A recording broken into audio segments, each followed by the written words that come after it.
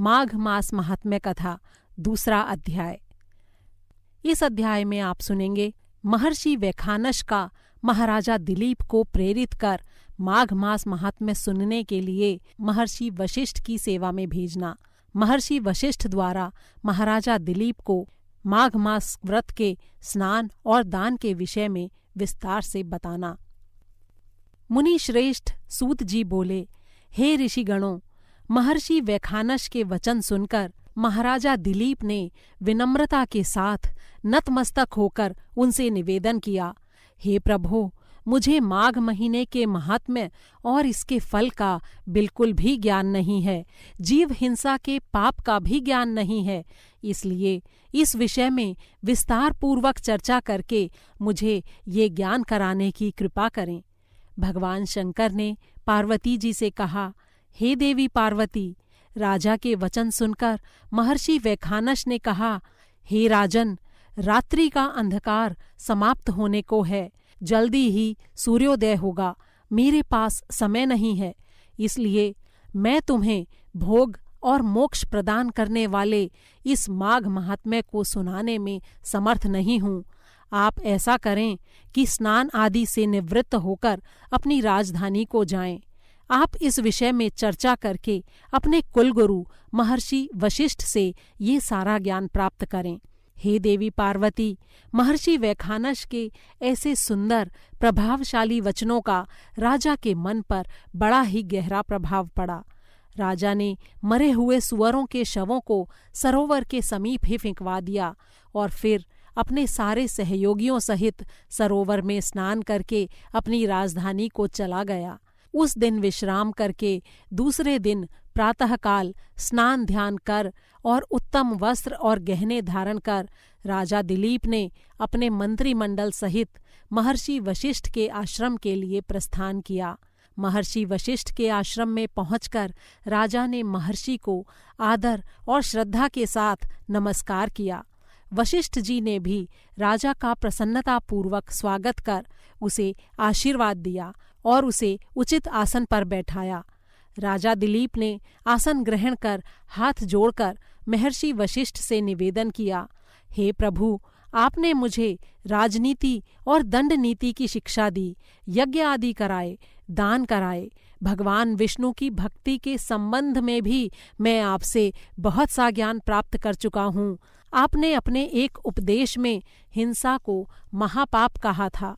मेरा आपसे नम्र निवेदन है कि आप इस विषय को विस्तार पूर्वक मुझे स्पष्ट रूप से समझाएं। साथ ही आज मुझे माघ महीने के महात्म्य और इस व्रत के पूरे वृत्तांत को भी समझाएं। मुझे महर्षि वैखानस के उपदेश से ये ज्ञान प्राप्त हुआ है और उससे मेरे अंदर लज्जा और पश्चाताप का उदय हुआ है। राजा के प्रश्न को सुनकर महर्षि वशिष्ठ ने प्रसन्न होकर कहा, हे राजन, आपने बड़ा ही उत्तम और उपयोगी प्रश्न किया है। भगवान विष्णु में आपकी अटल श्रद्धा भक्ति को देखकर मैं आपको माघ मास के महात्म्य की कथा सुनाता हूँ। इस महान पुण्य कथा के सुनने मात्र से ही मनुष्य के सारे पाप नष्ट हो जाते हैं। साथ ही इससे मनुष्य को वैकुंठ लोक यानी विष्णु लोक की प्राप्ति होती है। इसलिए हे राजन, आप सावधान होकर इस माघ महीने के महत्तम का भक्ति भाव के साथ श्रवण कीजिए। जो मनुष्य धन, धान्य, वस्त्र, तिल, स्वर्ण, भूमि और गोदान के बिना ही स्वर्ग प्राप्त करता है, उसे माघ स्नान करके माघ महीने का महात्म्य सुनना चाहिए और व्रत का पालन करना चाहिए, क्योंकि ऐसा करने वाला इस लोक में संपूर्ण सुखों को प्राप्त करता है। वो भूपति बनता है और मृत्यु के पश्चात जन्म मृत्यु के चक्र से मुक्त होकर मोक्ष पद को प्राप्त करता है। हे राजन, दिव्य दृष्टि धारण करने वाले महात्माओं का कथन है कि वैशाख मास में होम और दान का महत्व है, कार्तिक मास में तप और पूजा का महत्व है, किंतु माघ मास में तप, होम और दान तीनों का महत्व विशेष रूप से है। यज्ञ, तप और अग्निहोम किए बिना और कुएं बावड़ी आदि का निर्माण कराए बिना जो मनुष्य सद्गति की कामना करते हैं, उन्हें इस व्रत का स्नान सहित पालन करना चाहिए। ये व्रत उनके लिए भी है जो स्वर्ण, मणियों, कीमती रत्नों और गोदान किए बिना ही इनके दान का फल प्राप्त करना चाहते हैं। उन्हें इस व्रत की शरण में आना चाहिए। माघ मास का महत्तम तथा स्नान मनुष्य को उसका मन चाहा फल देने वाला है। जो मनुष्य मन, वचन और वाणी तीनों प्रकार से शुद्ध होकर और भगवान विष्णु की भक्ति में लीन होकर भजन, पूजन, स्नान, तप, दान सहित माघ महात्म का श्रवण करता है, उसे धर्म, अर्थ, काम और मोक्ष यानी चारों फलों की प्राप्ति होती है। देवी अदिति ने अन्न का त्याग करके निराहार रहकर 12 वर्ष तक माघ मास का स्नान किया, जिसके फलस्वरूप उन्हें 12 तेजस्वी पुत्रों की प्राप्ति हुई। माघ स्नान करने से ही सुभगा, रोहिणी, अरुंधति आदि महान धार्मिक नारियां दानशीला के रूप में विख्यात हुईं। माघ मास स्नान के महात्म्य द्वारा ही देवी इंद्राणी को इंद्र की अर्धांगिनी होने का पद प्राप्त हुआ, जिसके फलस्वरूप वे अनेक प्रकार के दिव्य सुखों का उपभोग करती हुई स्वर्ग में निवास कर रही हैं। दिव्य सुखों में उनका स्वर्गीय जीवन है। अप्सराएं उनकी सेवा करती हैं।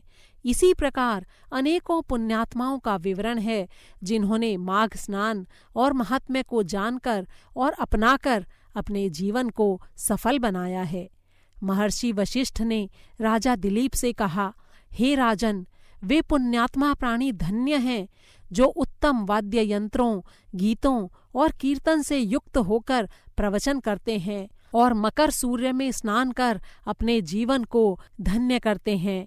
जो पुण्यात्मा जन माघ महीने में पूरे विधि विधान सहित भगवान विष्णु का पूजन करते हैं, अनेकों प्रकार के दान करते हैं, उनकी सारी मनोकामनाएं पूर्ण होती हैं। वे धन्य हैं, धन्य हैं ऐसे पुण्यात्मा माघ मास के प्रताप से पृथ्वी पर सारे सुखों को भोग कर मृत्यु के उपरांत स्वर्ग को प्राप्त करते हैं। हे राजन, माघ मास का महात्म्य सारे सुख देने वाला व्रत और स्नान है। ये सकाम भाव से तो सुख देने वाला है ही और निष्काम भाव से ब्रह्म ज्ञान देने वाला है। ज्ञानियों, योगियों और तपस्वी जनों को जो लोग योग साधना करने और बड़ा ही कठिन तप करने से प्राप्त होते हैं, वे ही लोग विष्णु के भक्तों को माघ मास के स्नान और महात्म्य को सुनने द्वारा सहज ही प्राप्त हो जाते हैं। हे परंतप, अन्य प्रकार के जो पुण्य होते हैं वे जब समाप्त हो जाते हैं तो पुण्यात्माओं को स्वर्ग से पृथ्वी पर आना पड़ता है और फिर से जन्म लेना पड़ता है। लेकिन माघ स्नान के फलधारी जो पुण्यात्मा होते हैं उनका पुण्य अक्षय होता है। उन्हें विष्णु लोक से लौटकर पृथ्वी पर फिर नहीं आना पड़ता। हे राजन, माघ मास में उत्तम दुधारू गऊ का दान करने वाले मनुष्य गाय के रोमकूपों की संख्या के बराबर सहस्त्र वर्षों तक स्वर्ग में निवास करते हैं।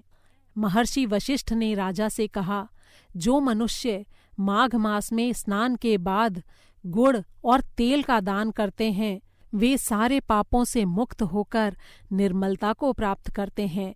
तिलों का दान विशेष रूप से महत्वपूर्ण और पापों को नाश करने वाला माना गया है, इसलिए प्रयास करके तिलों का दान अवश्य करना चाहिए।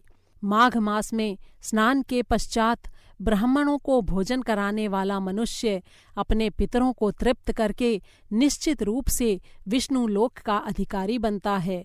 इसलिए माघ मास में अनिवार्य रूप से दान करना चाहिए। अपनी स्थिति के अनुसार सदैव ही माघ मास में दान करना चाहिए। हे राजन, जो मनुष्य माघ मास में स्नान के पश्चात ब्राह्मणों को जूता, कंबल तथा जल का पात्र दान करता है और अन्य प्रकार के उत्तम दान करता है, वो बिना संशय के स्वर्ग को प्राप्त करता है। जो मनुष्य माघ मास का स्नान तप करते हैं और इसमें अपनी शक्ति के अनुसार दान करते हैं, उनको इन सब के फल के रूप में अखंड स्वर्ग प्राप्त होता है। दान से पाप और महापाप सभी नष्ट होते हैं।